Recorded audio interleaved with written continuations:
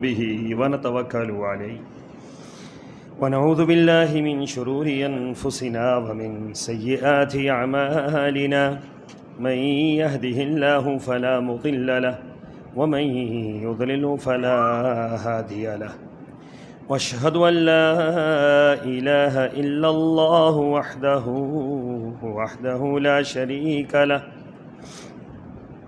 واشهد ان محمدا عبده ورسوله اما بعد فان احسن الكلام كلام الله واحسن الهدي هدي محمد صلى الله عليه وسلم وشر الامور محدثاتها وكل محدثة بدعة وكل بدعة ضلالة وكل ضلالة في النار. قال الله تبارك وتعالى في القرآن المجيد: أعوذ بالله السميع العليم من الشيطان الرجيم. بسم الله الرحمن الرحيم. يا أيها الناس اتقوا ربكم الذي خلقكم من نفس واحدة وخلق منها زوجها وبث منهما رجالا كثيرا ونساء واتقوا الله الذي تساءلون به والأرحام إن الله كان عليكم رقيبا. اللهم صل على محمد وعلى آل محمد كما صليت على إبراهيم وعلى آل إبراهيم إنك حميد مجيد. اللهم بارك على محمد وعلى آل محمد كما باركت على إبراهيم وعلى آل إبراهيم إنك حميد مجيد. سبحانك لا علم لنا إلا ما علمتنا إنك أنت العليم الحكيم.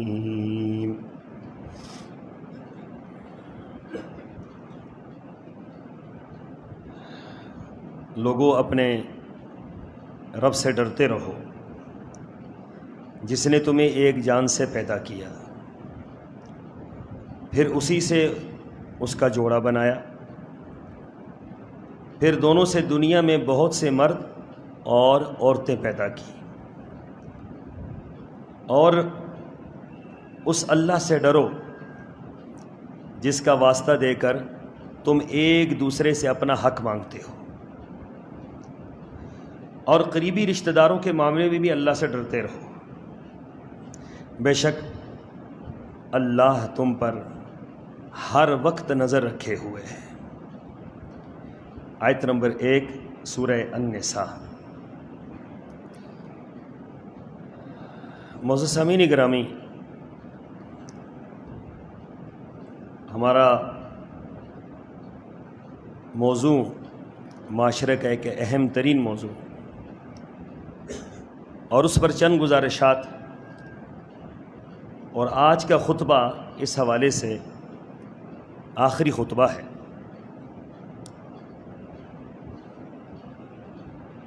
بہت بڑا معاشرے کا ایک مسئلہ پیدا ہو رہا ہے کہ شادیاں ناکام ہو رہی ہیں۔ اس کی کچھ وجوہات میں نے بیان کی تھی کہ اس کی وجہ کیا ہے،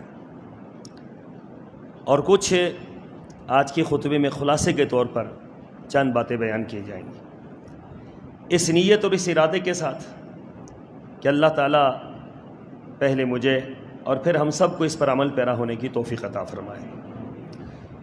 اسلامی معاشرے کے اندر اسلامی اقدار کو جتنا فروغ حاصل ہوگا اتنا ہی اسلامی معاشرہ مضبوط ہوگا۔ ہماری مضبوطی اسلام کی مضبوطی کے ساتھ، ہماری کمزوری اسلام کی کمزوری کے ساتھ۔ یوں کہیے کہ جتنا ہمارا اسلام مضبوط ہوگا اتنا ہمارا ہر معاملہ مضبوط ہوگا، جتنا ہمارا اسلام کمزور ہوگا اتنا ہمارا ہر معاملہ کمزور ہوگا۔ اب ہمیں یہ دیکھنا ہے کہ اس پہلو میں ہماری کمزوریاں کہاں کہاں ہیں۔ ایک تو وہ خوبیاں ہیں جو ہم بیان کرتے ہیں کہ ابھی تک ہمارا معاشرے کا اقدار قائم ہے، ابھی چھوٹے اور بڑے کی کچھ نہ کچھ تمیز باقی ہے، ابھی خاندانی اصول اور ضابطے کہیں نہ کہیں کچھ نہ کچھ باقی ہے۔ آنے والے وقتوں میں لوگ چونکہ سوشل میڈیا کا شکار ہیں، لوگ اپنی تمام تر توجہ اس ٹائم اس آلے پر مرکوز کیے ہوئے ہیں۔ اب جو وہ ہمیں دکھا رہا ہے، ہمارا دین، ہمارا اسلام، ہمارے اقدار، ہماری ہر چیز اسی کے مطابق کنورٹ ہو رہی ہے، اسی کے مطابق چل رہی ہے۔ اس کی ایک بنیادی وجہ ہے، ایک چیز ہے ضرورت۔ ضرورت کی حد تک تو آپ کسی بھی جائز چیز کا استعمال رکھ سکتے ہیں، اور ایک ہے مجبوری۔ مجبوری ہمیں کوئی بھی چیز نہیں بنانی چاہیے ماسوائے دین کے، کہ دین ہماری مجبوری ہے، اسلام ہماری مجبوری ہے، باقی کوئی چیز ہماری مجبوری نہیں۔ اب کوئی بندہ یہ کہتا ہے کہ جی گھر کے اندر جب تک ٹی وی نہیں ہوگا، گھر پہ جب تک نیٹ نہیں ہوگا، جب تک جیب کے اندر موبائل نہیں ہوگا، موبائل کے اندر جب تک نیٹ نہیں ہوگا، نظام چل ہی نہیں سکتا ہے۔ یہ بہت عجیب و غریب بات۔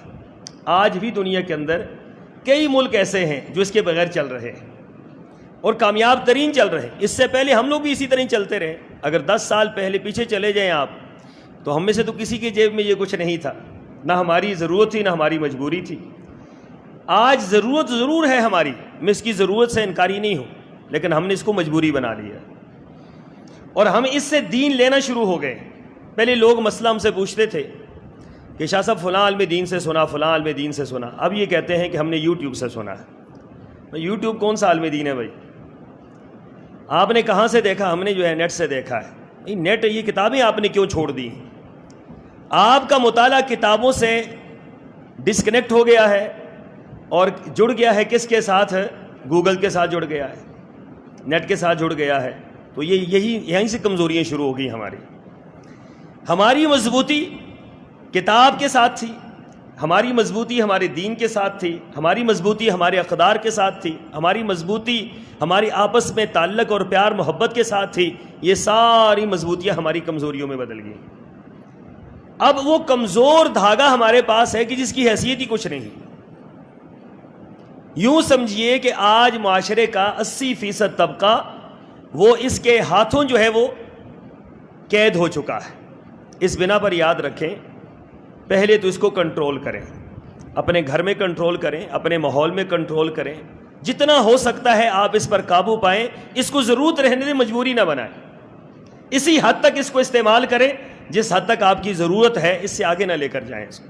دوسری بات، اللہ تعالیٰ نے جو رسول اللہ صلی اللہ علیہ وسلم کی ذات کی صورت میں ہمارے پاس ایک عظیم ہستی بھیجی، جنہوں نے ایک ایک بات اپنی زندگی میں ہمیں کر کے بتلائی ہے، اور ہمارا یہ ایمان ہونا چاہیے کہ ہماری کامیابی، ہماری عزت، ہمارا مقام، ہمارا مرتبہ دنیا اور آخرت کی، ہمارا اجر، وہ کہاں سے ملے گا؟ ہمیں محمد رسول اللہ صلی اللہ علیہ وسلم کی سیرت پر عمل کر کے، آپ کی سنتوں پر عمل کر کے۔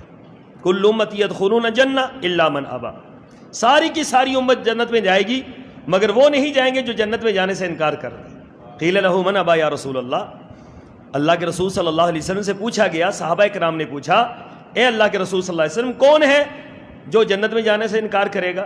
آپ نے فرمایا، من اطاعنی دخل الجنہ۔ قدم قدم پر، ہر معاملے میں، شادی میں، خوشی میں، غمی میں، پیدائش میں، وفات میں، دنیا کے ہر معاملے میں، نماز میں، روزے میں، زکوٰۃ میں، حج میں، معاشرت میں، معیشت میں، ہر معاملے میں، جب تک مجھے تم میری اطاعت نہیں کرو گے، اتباع نہیں کرو گے، مجھے متبع نہیں مانو گے، میرے پیچھے نہیں چلو گے، گویا تم نے جنت میں جانے سے خود ہی کیا کر دیا ہے؟ انکار کر دیا۔ جنت میں جانے کا ایک ہی نسخہ ہے، اطاعت رسول اللہ صلی اللہ علیہ وسلم کی ہر معاملے میں۔ یہ عیسائیت نہیں ہے کہ چند باتیں آپ مان لیں باقی آپ چھوڑ دیں، یہودیت نہیں ہے کہ چند باتیں مان لیں باقی ساری کی ساری چھوڑ دیں، یہ اسلام ہے۔ اور اسلام یہ بات کہتا ہے لقد کان لکم فی رسول اللہ اسوۃ حسنہ، تمہارے لیے نمونہ، تمہارے لیے ماڈل، تمہارے لیے ایک سامنے ہستی جو چلتے پھرتے اٹھتے بیٹھتے کھاتے پیتے نشست و برخاست ہر معاملے میں تمہارے لیے انہوں نے رہنمائی چھوڑی ہے. تم نے رہنمائی لینی ہے تو کس سے؟ آمنہ کے لال محمد رسول اللہ سے لینی ہے صلی اللہ علیہ وسلم.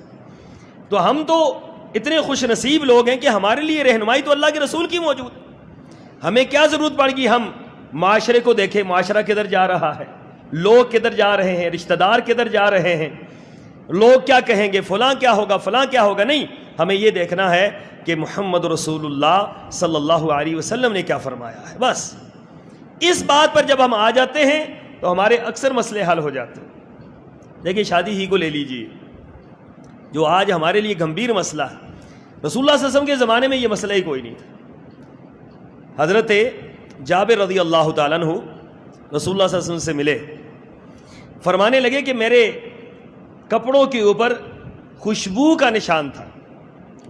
اللہ کے رسول صلی اللہ علیہ وسلم نے دیکھا، پوچھا جابر یہ نشان کس چیز کا ہے؟ میں اللہ کے رسول صلی اللہ علیہ وسلم شادی کر لی. اب آپ سوچیں کہ جابر کہاں تھے؟ مدینہ طیبہ میں. حضرت جابر مدینہ طیبہ میں، رسول اللہ صلی اللہ علیہ وسلم کہاں تھے؟ مدینہ طیبہ میں. مدینہ طیبہ کتنا تھا؟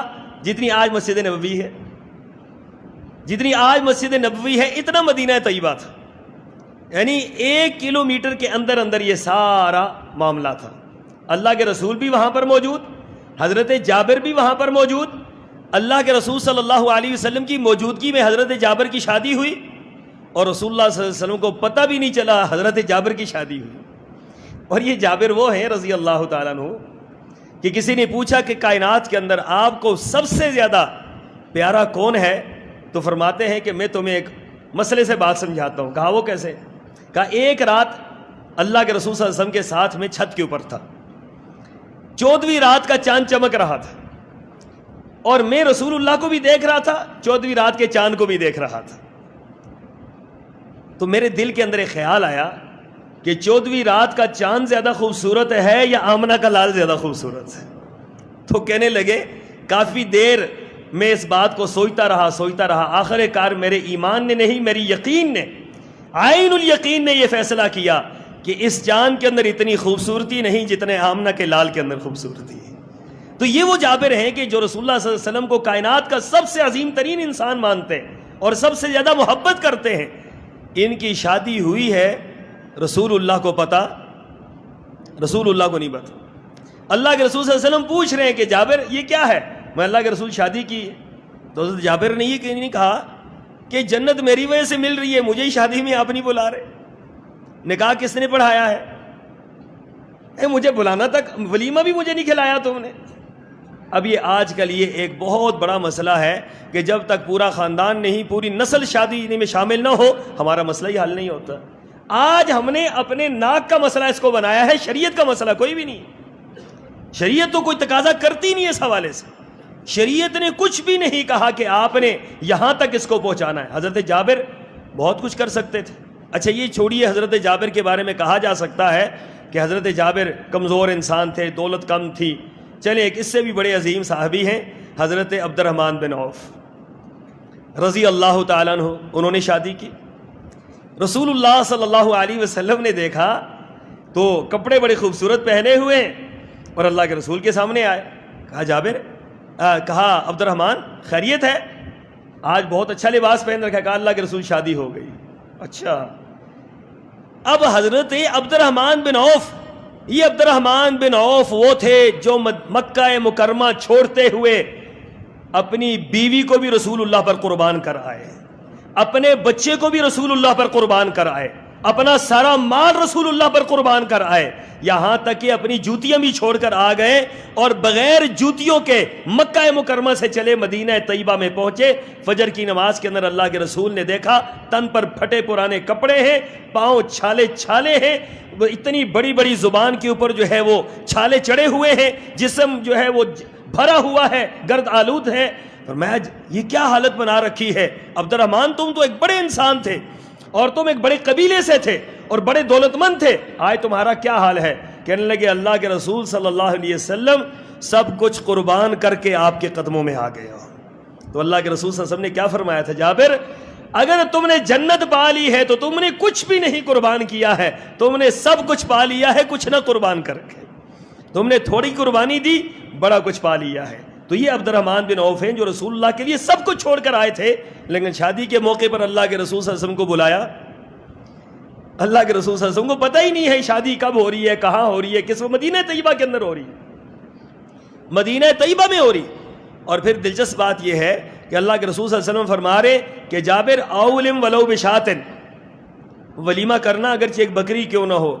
اور امام ابن کثیر بڑی عجیب بات لکھتے ہیں کہ حضرت جابر نے ولیمہ کیا پھر بھی رسول اللہ کو بتا نہیں تھا, اس ولیمے میں بھی رسول اللہ کو نہیں بلایا. اب وجہ کیا تھی اس کی؟ ان کے ہاں یہ مسئلہ نہیں تھا, ہمارے ہاں یہ کیا ہے, یہ مسائلستان ہے. صرف مسئلہ نہیں, ہمارے ہاں مسائلستان ہے. جب تک آپ پوری دنیا کو نہیں بلاتے, اچھا آپ نے شادی کر لی ہے, اچھا ہمیں بلایا, وہی بھی کوئی مسئلہ ہے.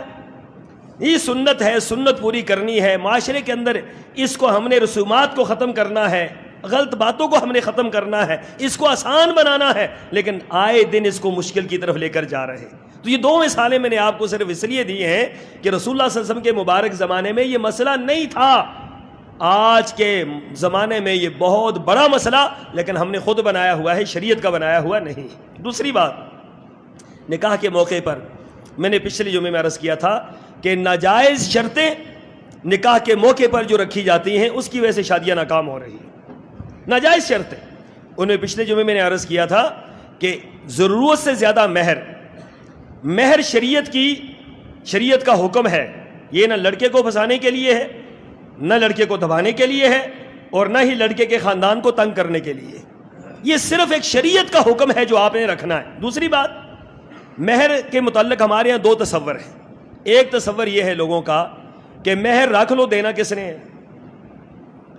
اگر آپ اس نیت سے مہر رکھ رہے ہیں زیادہ کہ دینا کس نے ہے, آپ پر یہ عورت حرام ہے. آپ جو کر رہے ہیں آپ بدکاری کر رہے ہیں, حرام ہے اسلام کے اندر. مہر کے بغیر نکاح منعقد ہی نہیں ہوتا. جو نکاح کی 5 شرطیں ہیں ان میں اہم ترین شرط یہ ہے کہ مہر رکھا جائے اور مہر ادا کیا جائے. اگر کوئی بندہ یہ بات کہتا ہے کہ مہر رکھنا ہے دینا کس نے ہے, تو نکاح باطل ہو جاتا ہے. دوسری بات یہ ہے کہ مہر پہلے ادا کیا جائے. یہ جو مہر بعد میں ادا کرنے کا تصور ہے یہ غلط ہے, یہ شریعت کا تصور نہیں ہے. یہ آپ کے ہاں یہ ضابطہ بنا دیا گیا ہے کہ جی کچھ پہلے دے دو کچھ بعد میں دے دو. اب بعد میں کیا ہے کہ اسی وقت لڑکی مان لے, وہ لکھا ہوتا ہے عند الطلب ادا کرے گا. عند الطلب, اسی رات کو جب جائے 5 لاکھ روپے مہر رکھا ہوا ہے تو وہ جائے تو جی ابھی دو, تو بندہ تو دینے کا پابند ہے, تو لڑائی تو شروع ہو گئی. اس کے جیب میں تو ہے ہی کچھ نہیں ہے, پہلی لٹایا آیا ہے وہ, ٹھیک ہے, تو وہ اب دے گا کہاں سے؟ اب لڑائیاں شروع ہو گئی. یہیں سے ہی جو ہے ابتدا غلط ہو جاتی ہے. تو یاد رکھیں جہاں شریعت سے ہم اکھڑیں گے وہاں ہم خطا کھا جائیں گے, جہاں شریعت کو چھوڑیں گے وہاں ہمارے لیے خرابیاں پیدا ہو جائیں گی. تو مہر رکھیں, ضرور رکھیں, اتنا رکھیں کہ جتنا اگلا دے سکے, اور جو پہلے ادا کر دیا جائے. بعد میں مہر دینے کا کوئی تصور شریعت میں موجود نہیں.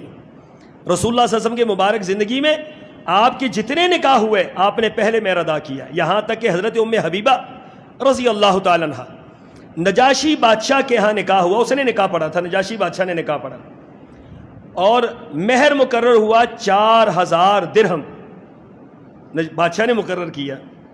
اب بادشاہ کو پتا تھا کہ مہر تو میں نے زیادہ مقرر کر دیا ہے, تو 4000 درہم اللہ کے رسول نے نہیں دیا بلکہ نجاشی بادشاہ نے رسول اللہ کی طرف سے دیا ہے.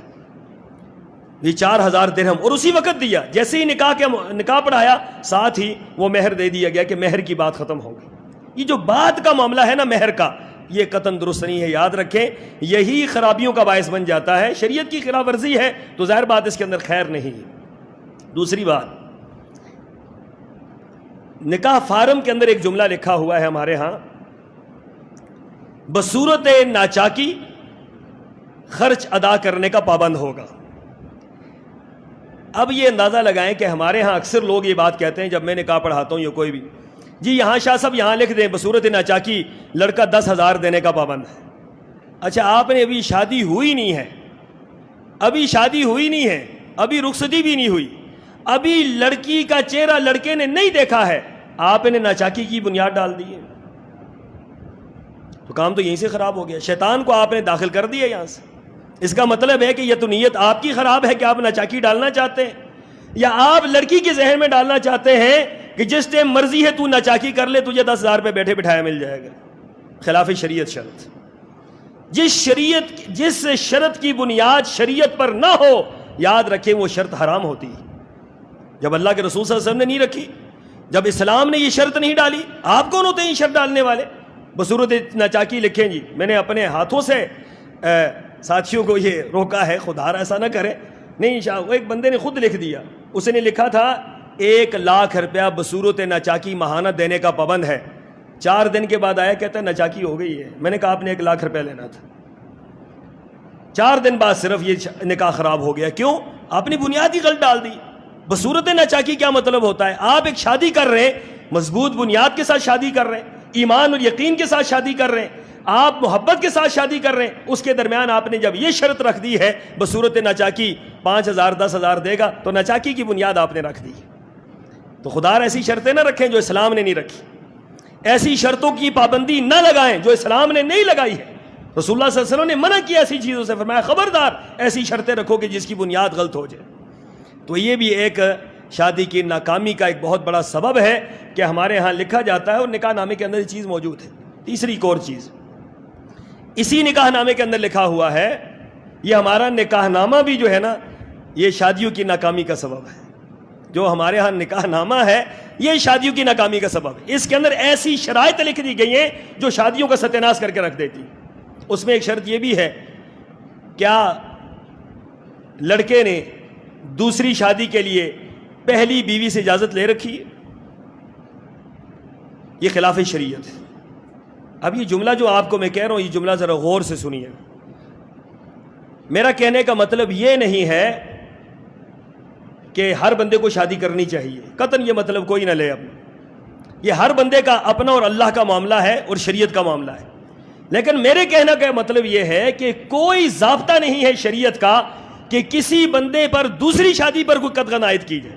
کوئی قطعاً عائد نہیں کی جا سکتی. شریعت میں یہ مسئلہ ہے ہی نہیں. اللہ نے جب قطعاً عائد نہیں کی, اللہ نے کوئی شرط عائد نہیں کی, اللہ تعالیٰ نے کوئی ایسی بات نہیں کہی, تو ہم کون ہوتے ہیں یہ بات کہنے والے؟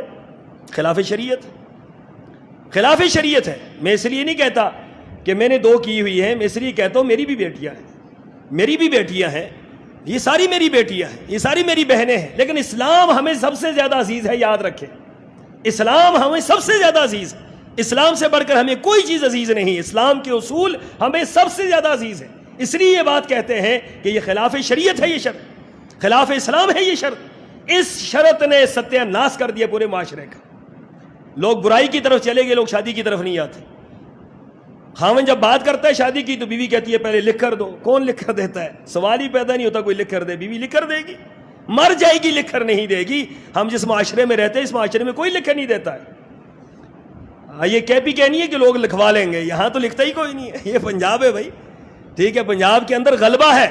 یہ علاقے کا الگ الگ ہوتا ہے. معذرت کے ساتھ آپ لوگوں پر میں نہیں برس رہا, یہ علاقے کا فرق ہوتا ہے. مکہ مکرمہ اور مدینہ طیبہ کا فرق تھا. مکہ مکرمہ میں مرد غالب تھے, مدینہ طیبہ میں عورتیں غالب تھیں.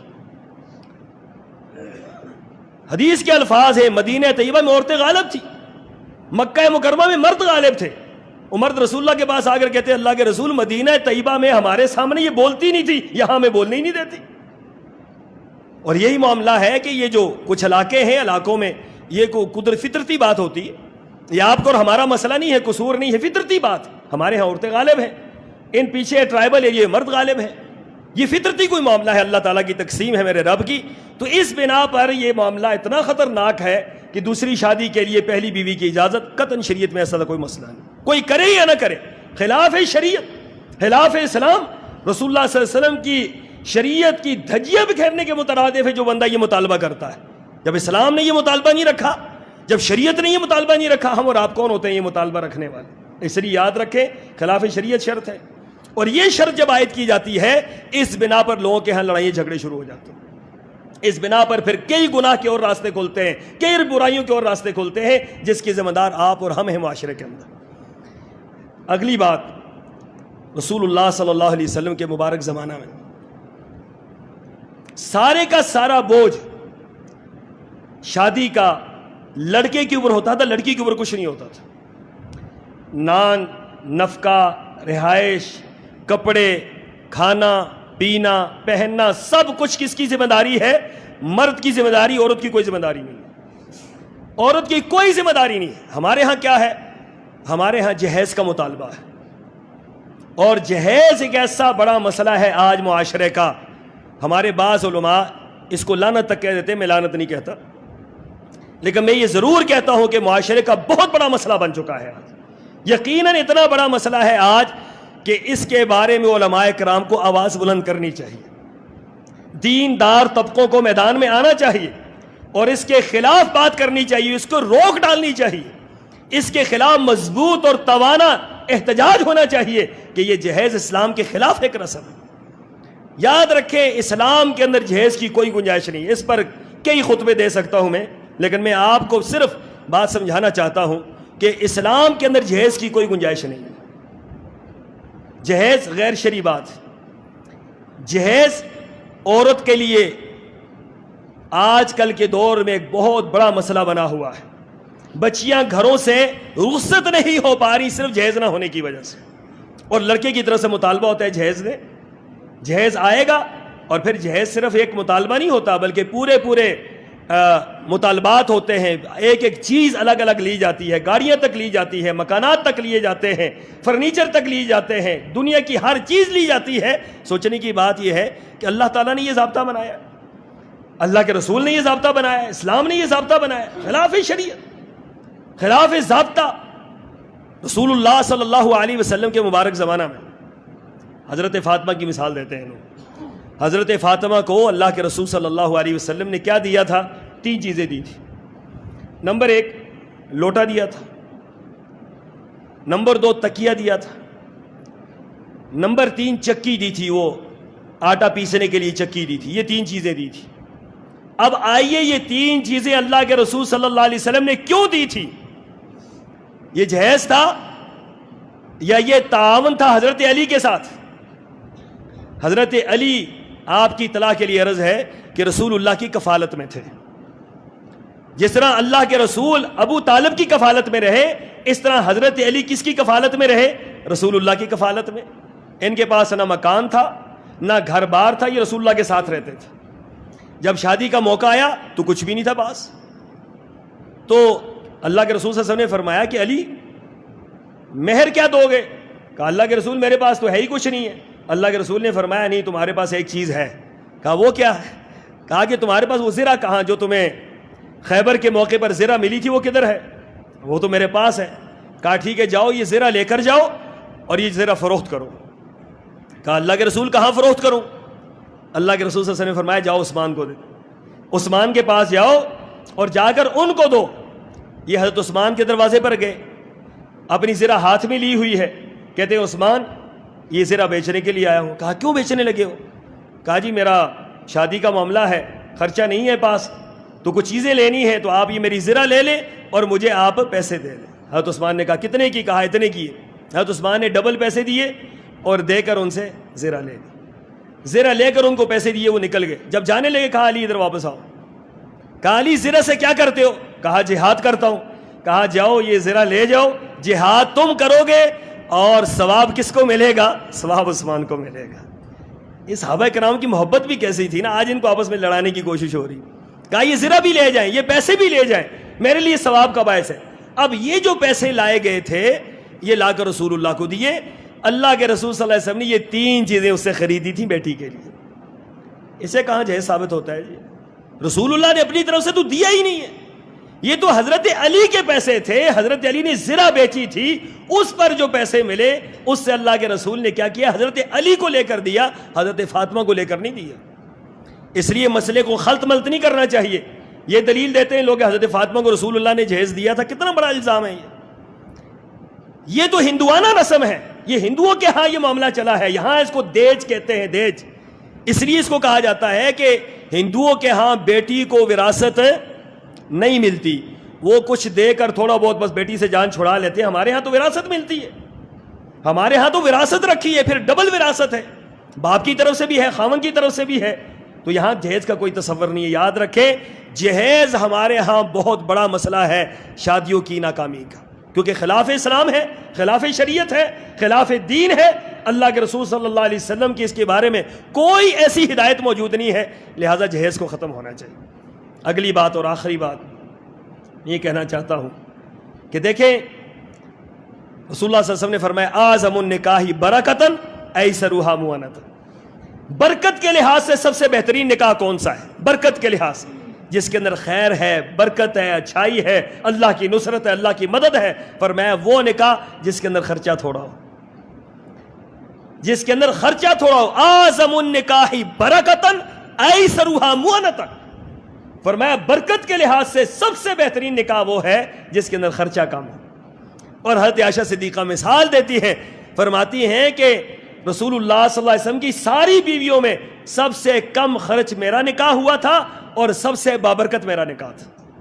فرماتی جتنا برکت والا میرا نکاح تھا اتنا کسی کا بھی نہیں تھا، کیونکہ اللہ نے جو رسول اللہ کی محبت، جو رسول اللہ صلی اللہ علیہ وسلم کی مجھ سے محبت اور جو دین کا کام اللہ نے مجھ سے لیا وہ کسی سے اللہ نے نہیں لیا۔ فرماتی ہے کہ کس چیز کی برکت تھی؟ یہ نکاح کی سادگی کی برکت تھی۔ یاد رکھیں، برکت پیدا کریں نکاحوں کے اندر، برکت پیدا کریں، پہلے دن سے اختلاف پیدا نہ کریں۔ اخراجات زیادہ کریں گے لوگ خوش ہو جائیں گے، لوگ ہو سکتا ہے خوش نہ بھی ہوں لیکن اللہ ناراض ہو جائے گا۔ دین اسلام سے ہم کٹ جائیں گے، شریعت سے ہم کٹ جائیں گے، معاشرے کے مجرم بنیں گے، لوگ مثال دیں گے اس بندے نے اتنا خرچہ کیا ہے لہٰذا ہم بھی کریں گے، فلاں کو بھی کرنا چاہیے۔ اچھی مثال بنے، بری مثال نہ بنے۔ معاشرے سے وہ ساری چیزیں ختم کریں جس سے شادیاں ناکام ہوتی ہیں، خراب ہوتی ہیں، ایک بہت بڑا معاشرتی مسئلہ بنتا جا رہا ہے۔ ان چیزوں کو فروغ دیں جو اسلام کہتا ہے، دین کہتا ہے، شریعت کہتی ہے، اور آسانیاں پیدا کریں۔ جتنی آسانیاں آپ پیدا کریں گے اللہ تعالیٰ آپ کے لیے بھی آسانیاں پیدا کرے گا اور معاشرے کے اندر آپ کا بہترین کردار بھی ہوگا۔ اللہ مجھے اور آپ کو سمجھنے کی، عمل پیرا ہونے کی توفیق عطا فرمائے۔ وآخر دعوانا ان الحمد للہ۔